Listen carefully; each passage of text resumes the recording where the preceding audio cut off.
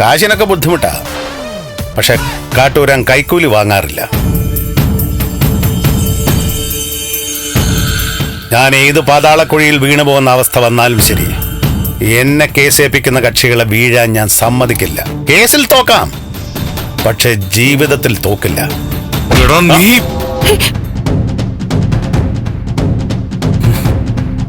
നീ ഇവിടുന്ന് തിരിച്ചു പോടാ, അത് കാണുമല്ലോ.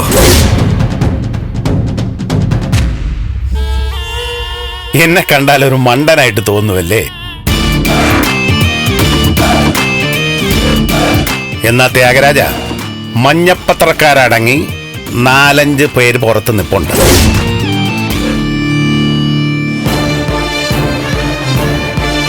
തേവക്കാട്ടേക്ക് കയറിയ കാട്ടൂരാൻ തിരിച്ചു വന്നില്ല.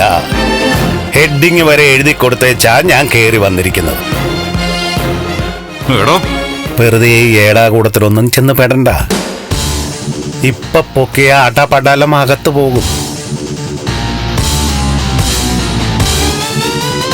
കൈയെടുക്കണം.